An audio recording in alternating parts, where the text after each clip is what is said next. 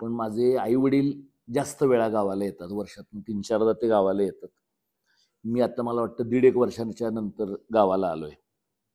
काल किसन भाऊ कार्यक्रमाला होते विट्यामध्ये, विटानगर वाचनालयाच्या आणि त्यावेळेला ते मला म्हटले, की "तू ग्रामपंचायतीत ये.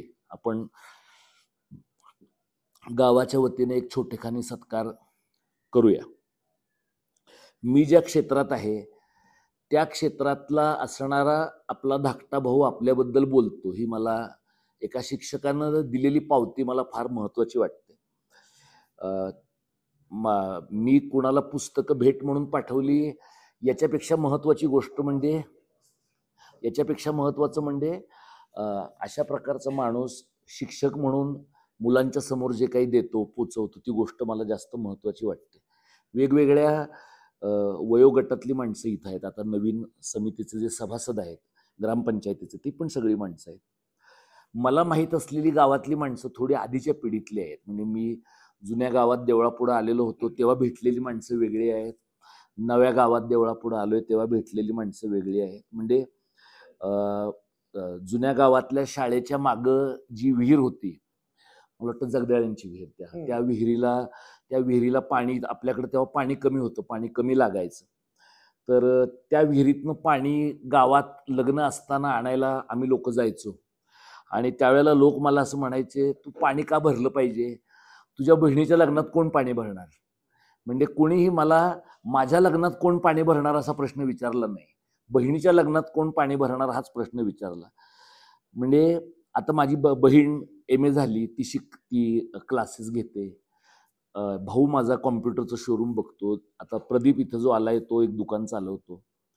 कदाचित आमच्या सगळ्या कुटुंबामधनं अ, आणि भावकीतनं सोने-चांदीच्या व्यवसायात न गेलेलं आमचं एकटंच घर आहे.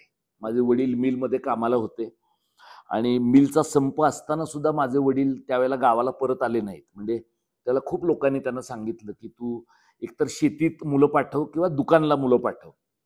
माझ्या आईचं शिक्षण अपूर्ण राहिलं. 7वी झाली ती आणि तुम्हाला माहीत आहे माझी आई कदमाची आहे. माझ्या आईचं शिक्षण अपूर्ण राहिलं आणि त्याच्यामुळे आपल्या मुलांचं शिक्षण अपूर्ण राहू नये अशी माझ्या आईची इच्छा होती. आणि माझ्या आईच्या त्या रेट्यामुळे आम्ही एवढं शिकलो. म्हणजे माझे वडील कुस्त्या खेळायचे. इथं गावातल्या लोकांना माहिती आहे. आणि माझ्या आईचे जे चुलते तुकाराम कदम त्यांचे ते शिष्य कुस्त्यांमधले. त्यामुळे शिक्षणाकडचा कल माझ्या वडिलांचा कमी आहे, माझ्या आईचा जास्त आहे. त्यामुळे माझी आई वाचून दाखवायची, लिहायची. अ, आणि अजूनही ते दोघं 70-80च्या वयामध्ये इथं अजूनही ते इथं येतात. अ, भाऊंनी मला इथं बोलवलं, तुम्ही सगळ्यांनी सत्कार केला. मला हे महत्त्वाचं यासाठी वाटतं, की बरेचदा जिथं पिकतं तिथं विकत नाही. म्हणजे तुमची जगभरामध्ये किंमत होते, तुम्हाला लोक ओळखतात, तुमची माहिती असते. आणि आता WhatsAppच्यामुळे असं झालेलं आहे, की आपल्या घरातल्या पण माणसांना आपण जगात काय केलेलं आहे ते प्रत्यक्ष न भेटता WhatsAppवर कळतं. आणि मग मला वाटतं माझ्या इथल्या विट्यातल्या कार्यक्रमाचं पण बलूला तशाच पद्धतीनं काल काल परवा कळलेलं आहे. तर अ, तुम्ही जो भाऊ विषय मांडला, एकूण आपण सगळे मराठी शाळांच्या बद्दल जे बोलतोय, मी मी मराठी शाळेचं काम करतो म्हणून लोकांनी मराठी शाळेवर प्रेम करावं असं माझं मत नाही. आपण सगळे मराठी शाळेमधनं शिकलेलो आहोत. आपल्याला जे काही बरं वाईट कळलेलं आहे ते मराठी शाळेमुळे कळलेलं आहे. आणि आता तुमच्या सगळ्यांच्या बोलण्यात आलं, की गावात 3-3 गाड्या कॉन्व्हेंटच्या शाळांच्या येतात. कॉन्व्हेंटच्या ज्या काही शाळा आहेत, सगळ्या धनदांडग्या लोकांची मुलं कॉन्व्हेंटच्या शाळेमध्ये आहेत. आता मी मुंबई शहरामध्ये वाढलो, पण माझी मुलगी मराठी माध्यमाच्या शाळेत शिकली आणि ती आता पदवीधर झाली. ती आता गाणं शिकते, गाण्यात करिअर करते. म्हणजे कदाचित पवारांच्या घरामधली कोळशाच्या धंद्यात नसलेली, शेतीत नसलेली आणि गिरणीत नसलेली, कलेच्या क्षेत्रातली ती पहिली मुलगी आहे. याचं एक कारण ती शहरामध्ये वाढली हे पण आहे. पण दुसरं महत्त्वाचं कारण ती मराठी शाळेमध्ये शिकली हे पण आहे. आणि त्यामुळे मला असं वाटलं, की जे काम इथं करतोय, ही गावातली जी शाळा आहे, या शाळेचा माझा संबंध सुट्टीपुरता आहे. कारण मी इथं यायचो त्यावेळेला सुट्ट्या पडलेल्या असायच्या. पण आपल्याकडं त्या शाळेत पारायण व्हायचं. तर त्यातल्या एका पारायणाला मी इथं गावामध्ये शाळेच्या पारायणाला ज्ञानेश्वरीच्या पारायणाला बसलेलो आहे. इथं मी जुन्या गावात, नव्या गावात मला आठवतं, की नू, शिवा आम्ही सगळे अनेकांच्या वऱ्हाडात ट्रकच्या दोरीला हात लावून आम्ही गेलेलो आहे. म्हणजे मला या तालुक्यातली, या जिल्ह्यातली बहुतेक गावं माहीत आहेत, कारण बहुतेकांच्या लग्नाच्या जानवस घरात मी राहिलेलो आहे. लोकांच्या वऱ्हाडातनं मी गेलेलो आहे. आणि त्यावेळेला लोक असं म्हणायचे की तू लोकांच्या लग्नात वाढलं नाहीस तर तुझ्या घरातल्या लोकांच्या लग्नात कोण वाढणार आहे. त्यामुळे माझे आजोबा इथं होते, आईचे वडील इथं होते, माझी आजी इथं होती.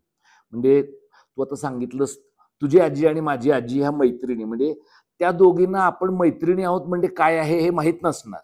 पण त्यावेळेला सवाष्णी घालायला आम्ही लोक गावाला आलो की याच्या आजीकडे गेल्यानंतर मी माझ्या आजीला असं म्हणायचो की तुझी मैत्रीण सांगते सगळं की तुझं हे दुःख दूर होणार आहे, हे सगळं आता सगळं संपणार आहे, हे या सगळ्यावर तुझा विश्वास आहे का तुझ्या मैत्रिणीचा आहे का. तर तिचं असं होतं की तिनं सांगितलंय म्हणजे ते होणार आहे.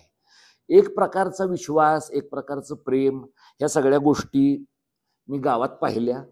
आणि त्यामुळे तुम्ही मला आता अर्धा गावातला आणि अर्धा शहरातला माणूस अशा पद्धतीने म्हणू शकता.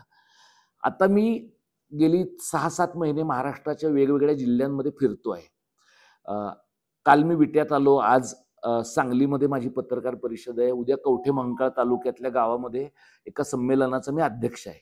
त्याच्यानंतर पुढच्या शनिवार रविवारी मी पालघरला जाणार आहे. महाराष्ट्रभरामध्ये आम्ही लोकांना हे सांगण्याचा प्रयत्न करतोय की मराठी माध्यमाच्या शाळा टिकण्याची फार गरज आहे.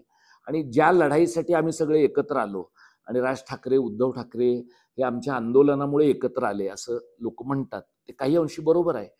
पण मला असं वाटतं की गावांमधलं गावपण टिकण्यासाठी, आई वडील काय बोलतायत ते मुलांना कळण्यासाठी, आजी आजोबा काय बोलतायत हे नातवंडांना कळण्यासाठी भाषा टिकणं फार गरजेचं आहे. आणि ही गोष्ट मला फार महत्त्वाची वाटते.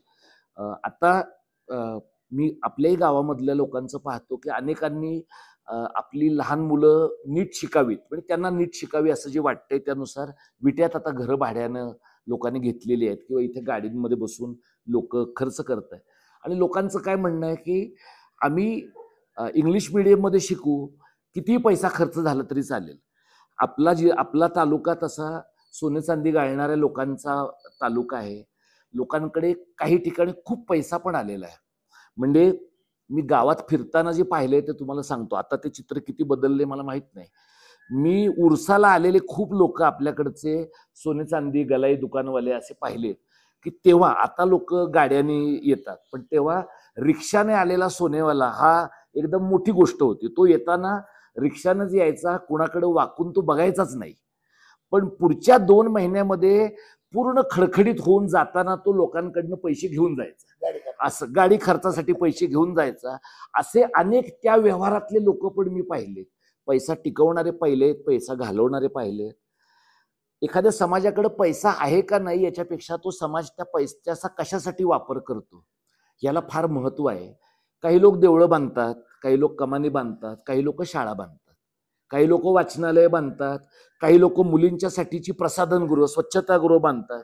म्हणजे ज्या गावामध्ये, ज्या राज्यामध्ये, ज्या शहरामध्ये, ज्या तालुक्यामध्ये आपण, आता इथं सुद्धा तुम्ही बघा की ग्रामपंचायतीच्या पण मला वाटतं महिला सदस्य आहेत, 2-3 सदस्य आहेत, पण 4 सदस्य आहेत.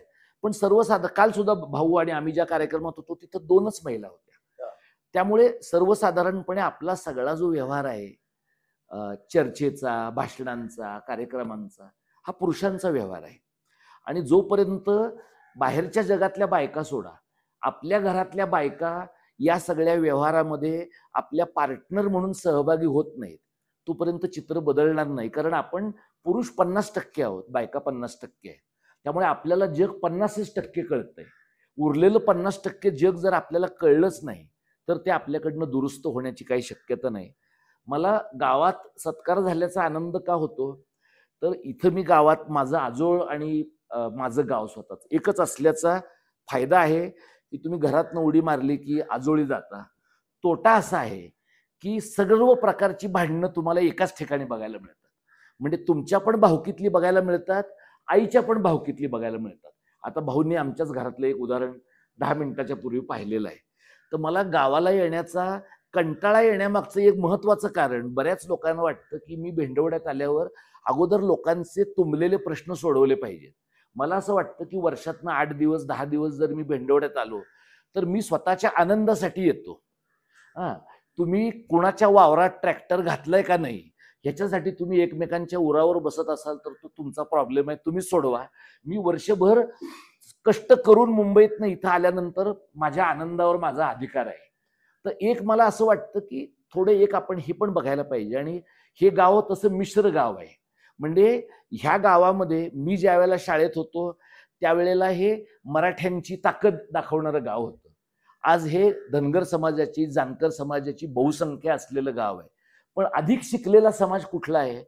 साठे सगळी मंडळी अधिकाधिक शिकलेली आहेत, लोखंडी मंडळी अधिकाधिक शिकली आहेत. मी आमच्या भावकीतल्या लोकांना अनेकांना सांगितलंय की मराठ्यांच्या कुटुंबातली मुलं का शिकली नाहीत? माझ्याच घरातले आम्ही 3-4 जण का शिकलो, बाकीचे लोक कमी. म्हणजे माझ्या आईवडिलांकडे काही दिव्य शक्ती नाहीये. माझ्या आईवडिलांना फक्त एवढं कळलं की मुलांचं शिक्षण थांबलं की त्यांचा विकास थांबणार आहे. आणि माझे वडील अत्यंतिक निर्व्यसनी आहेत. माझ्या संपूर्ण घरामध्ये माझे सगळे चुलते, माझे सगळे मामा यांच्यामध्ये निर्व्यसनी असलेला एकमेव माणूस म्हणजे माझे वडील आहे. माझे वडील जर व्यसनी असते तर कदाचित माझ्या वडिलांची गिरणी पण सुटली असती, त्यांचा कोळशाचा धंदा पण सुटला असता आणि आज सन्मानाने या सभागृहामध्ये किंवा या ऑफिसमध्ये तुमच्यासमोर बसण्याची संधी मला मिळाली नसती. मला असं वाटतं की एकत्र आपण काम केलं पाहिजे. आता गाव आणि शहर काही फार लांब राहिलं नाही. आता तुम्ही 6 तासात मुंबईतनं भेंडवड्याला येताय आणि अगदी व्हिडिओ कॉलवर तुम्हाला गावातला प्रश्न शहरात सांगता येतोय, गावातला प्रश्न जगाच्या कुठल्याही टोकाला सांगता येतोय. तुमच्याच घरामधली जी माणसं आता दुकानदारी करत असतील, अनेक लोक आजी आजोबा नातवंडांशी आता व्हिडिओ कॉलवर बोलतायत. म्हणजे आता काही फोन लागत नाही, व्हिडिओ कॉल नाही, अशी काही भानगडच नाही. म्हणजे म्हाताऱ्या माणसाच्या हातात आता स्वतःचा स्वतंत्र मोबाईल आहे. इतकी परिस्थिती बदललेली जर असेल तर मला वाटतं मला 2 गोष्टीमध्ये भाऊ मी गावात मला काम करायला आवडेल. एक म्हणजे ही शाळा जास्तीत जास्त चांगली होण्यासाठी काय करता येईल हे तुम्ही मला सांगा.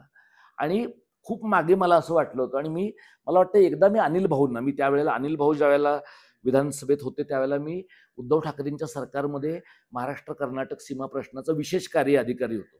आणि भाऊ त्यावेळेला एकनाथ शिंदेच्या बरेच जवळचे होते, कारण नंतर ते त्यांच्याबरोबर गेले सुद्धा. तर एकनाथ शिंदे जे काही आमदारांना जेवण द्यायचे म्हणजे विधानसभा चालू असताना, त्या आमदारांच्या एकत्रित जेवणाच्या काही कार्यक्रमांमध्ये मी त्या भाऊंना भेटलेलो आहे. सदाशिवराव भाऊंना पण मी एकदा मंत्रालयाच्या गेटवर 1-2दा भेटलेलो आहे. आणि माझं त्यांना असं म्हणणं होतं की विट्यामध्ये वाचनालय आहे, पण भेंडवड्यासारख्या गावामध्ये जिथे काहीशे उंबरा आहे, याही गावामध्ये तरुण मुलांना काहीतरी लिहावं वाचावं वाटतं. म्हाताऱ्या माणसांकडे मोकळा वेळ आहे. म्हणजे आपण लोकांना म्हणतो की तुम्ही मालिका का बघता? त्याच्यामध्ये काहीच बघण्यासारखं नाही. पण मालिका जर लोकांनी बघायच्या नाहीत तर लोकांनी बघायचं काय? लोकांनी करायचं काय? हे आपल्याला एखादं विरंगुळा केंद्र आहे का? एखादं वाचनाचं केंद्र आहे का? तर अशा प्रकारचं जर एखादं वाचनाचं केंद्र तुम्ही जसं ग्रामसडक योजनेचा उल्लेख केला तसा सरकारच्या एखाद्या योजनेमधनं झाला तर काही चांगली पुस्तकं इथल्या वाचनालयाला, इथल्या लोकांना वाचायला देण्यासाठी मला आनंद होईल. इथल्या शाळेसाठी काम करायला मला आवडेल. आणि मला असं वाटतं की जसं भाऊनी सांगितलं, आता मी 50 वर्षांचा आहे. आता ही जी सगळी पंचायतीतली मंडळी आहे, ही सगळी 25शी 30शीचे 35शीच्या आसपासचे लोक आहेत. म्हणजे आता माझ्याही पुढच्या एका पिढीतल्या लोकांच्या हातामध्ये सगळा इथला स्थानिक स्वराज्य संस्थेचा कारभार गेलेला आहे. आणि स्थानिक स्वराज्य संस्थेच्या कारभारामध्ये काय काय चालतं तुम्हाला सगळ्यांना माहिती आहे. म्हणजे मी महाराष्ट्राच्या अनेक जिल्ह्यांमध्ये पाहिलंय की प्रचंड मोठ्या प्रमाणामध्ये तरुण मुलांमध्ये व्यसनांचं प्रमाण निवडणुकीच्या आगीमागे वाढतं. याचं कारण धाब्यावर मटण फुकट मिळतं, धाब्यावर दारू फुकट मिळते. पण निवडणूक संपल्यावर कुठल्याही पक्षाचा माणूस तुम्हाला दारू पण देत नाही, मटण पण देत नाही. त्यामुळे आपलं कुटुंब वाचवण्यासाठी आपण ठरवायला पाहिजे की फुकटची मिळालेली 2 आठवड्याची 1 महिन्याची दारू पिऊन उरलेले 5 वर्ष आपण कुटुंबाचे वाया घालवायचे आहेत का? आणि आपल्या गावात सुदैवाने काही बरे शिक्षक आहेत, सुदैवाने काही बरे डॉक्टर आहेत, सुदैवाने काही बरे अधिकारी आहेत. तर या माणसांचा सगळा डेटाबेस समजा आपल्याला गोळा करता आला आणि यांचाच एखादा व्हॉट्सअप ग्रुप करून भेंडवड्यासाठी आपल्याला काय करता येईल अशा प्रकारचा विचार करता आला तर मला वाटतं त्याच्यात मी गावातला एक माणूस म्हणून मला जे काही सहभागी होता येईल ते मला निश्चितपणानं आवडेल.